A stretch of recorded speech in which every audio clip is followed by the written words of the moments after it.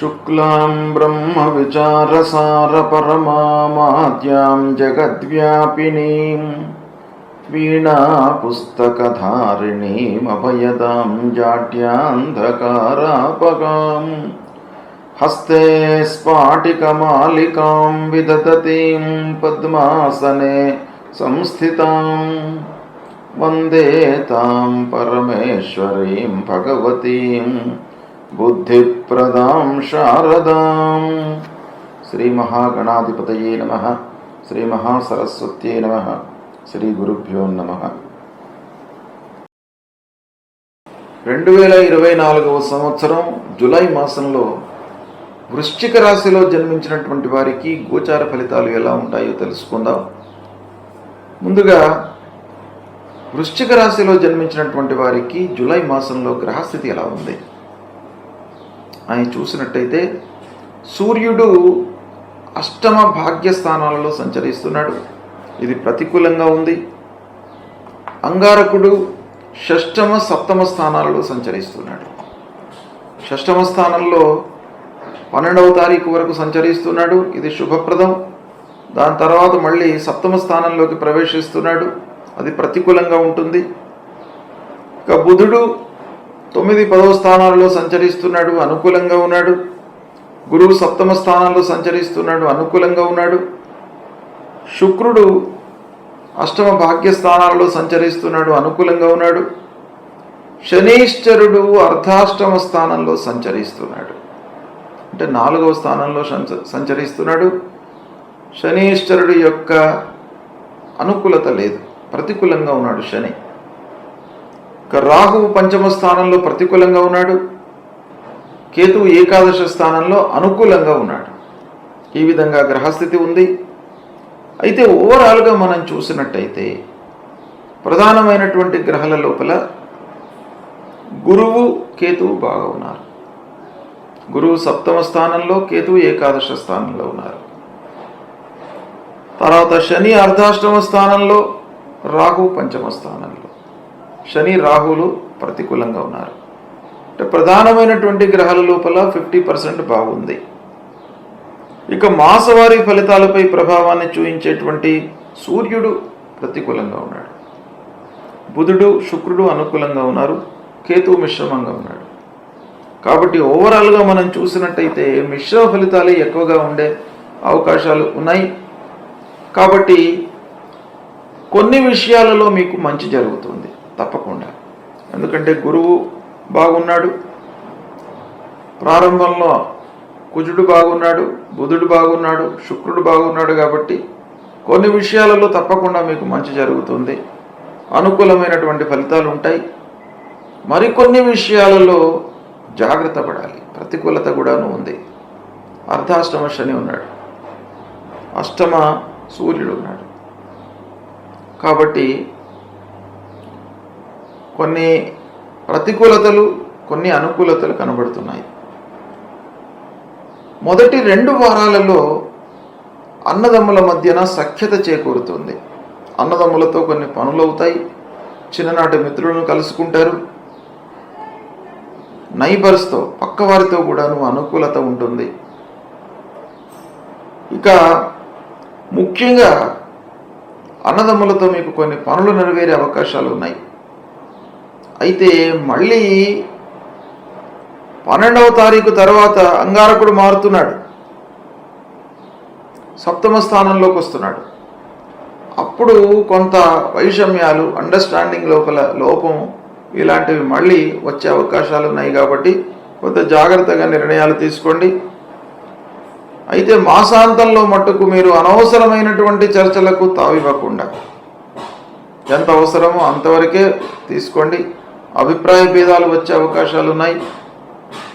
ఇక చేతిలో ఉన్న వ్యాపారం మట్టుకు బాగానే కొనసాగుతుంది. వ్యాపారస్తులకు ఇబ్బంది లేదు. కొత్త పెట్టుబడుల విషయంలో ఆలోచించండి, నిర్ణయాలు తీసుకోండి. కానీ చేతిలో ఉన్నటువంటి వ్యాపారం మట్టుకు బాగానే జరుగుతుంది, లాభదాయకంగానే ఉంటుంది, మీరు సంతృప్తిగా ఉంటారు. ఇక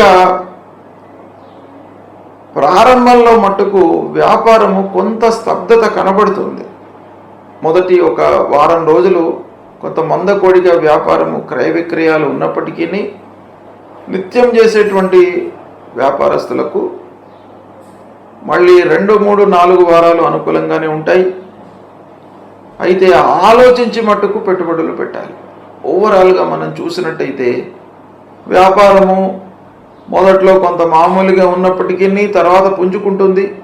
అయినప్పటికీ కొత్త పెట్టుబడులు, కొత్త వ్యాపారం ప్రారంభించేటువంటి సమయంలో బాగా ఆలోచన మట్టుకు అవసరము. ఇక ఇంటి వాతావరణం అనుకూలంగా ఉంటుంది. అది చాలా సంతృప్తినిస్తుంది మీకు. భార్య, పిల్లలు, కుటుంబ పెద్దలు వీరందరితో సఖ్యతతో, స్నేహంతో ఉంటారు. ఇక శుభకార్యాలు చేసేటువంటి అవకాశాలు బాగా కనబడుతున్నాయి.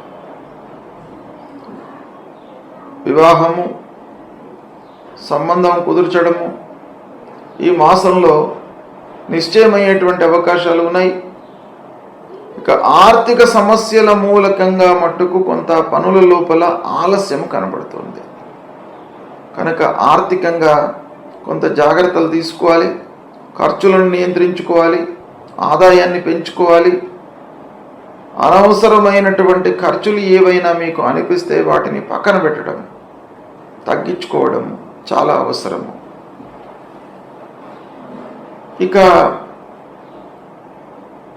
ఆదాయము ఒక పక్కన మీకు అనుకూలంగా ఉన్నప్పటికీ విపరీతంగా ఖర్చులు, ఫోర్స్డ్గా కొన్ని ముందుకు రావడం మూలకంగా కొంత అప్పుల బాధ, రుణము చేయవలసినటువంటి అవసరం కూడాను కనబడుతుంది. జాగ్రత్తగా ఉండాలి. తీర్థయాత్రలు, విహారయాత్రలు కూడాను చేసేటువంటి అవకాశాలు ఉన్నాయి. ఉద్యోగస్తులకు ఆఫీసులో తోటివారితో సమస్యలు ఏర్పడతాయి. దాన్ని అధిగమించడానికి స్టెప్స్ తీసుకోవాలి. పక్కవారితో ఎలా ఉండాలి, వారి మూలకంగా ఎలాంటి ఇబ్బందులు వస్తున్నాయి అనేటువంటిది మీరు ఆలోచించి పసిగట్టి దాన్ని రెక్టిఫై చేసుకున్నట్టయితే మీకు కొంత సంతృప్తిగానే ఉంటుంది. ముఖ్యంగా ఆరోగ్య విషయంలో జాగ్రత్తలు తీసుకోవాలి.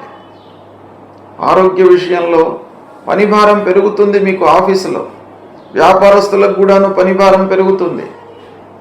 కనుక అన్ని విధాలుగా మీకు పనిభారం పెరిగినప్పుడు మనిషి యొక్క మనస్తత్వం ఏంటయ్యానంటే ఆరోగ్యాన్ని నిర్లక్ష్యం చేస్తారు.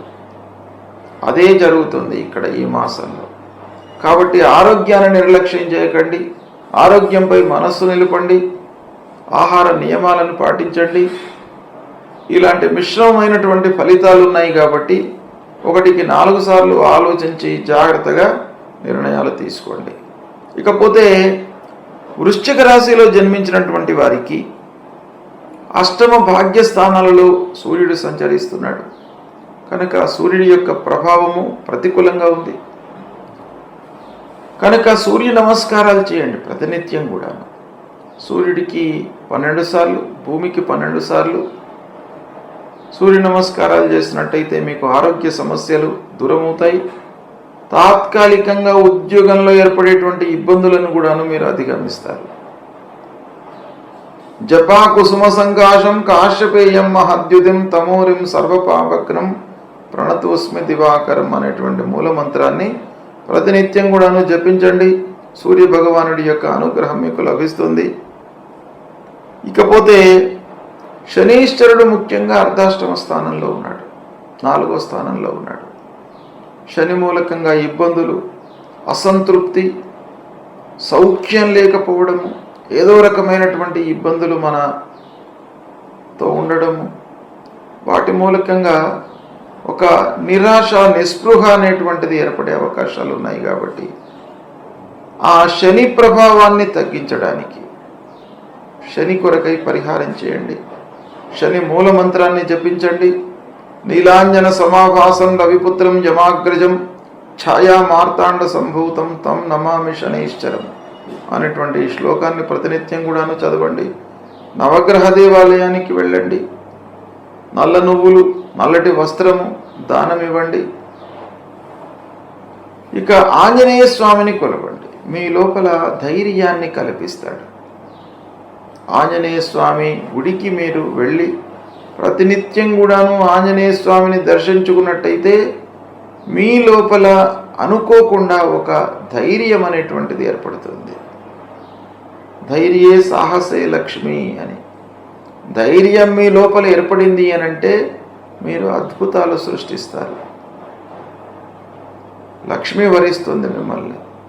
కాబట్టి ఆంజనేయ స్వామి దేవాలయానికి ప్రతినిత్యం కూడాను వెళ్ళండి. ఆ స్వామివారి యొక్క కరుణా కటాక్షాలకు మీరు పాత్రులు కండి.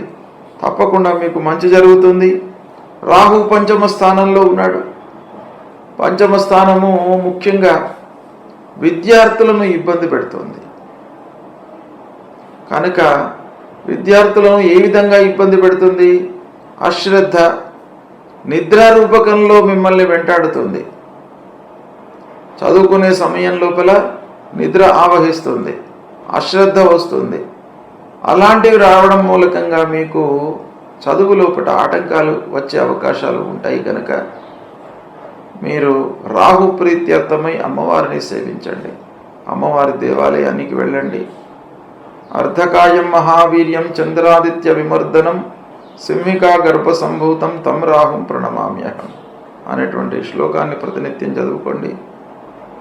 ఈ విధంగా మీరు చేసినట్టయితే శుభ ఫలితాలు కలుగుతాయి.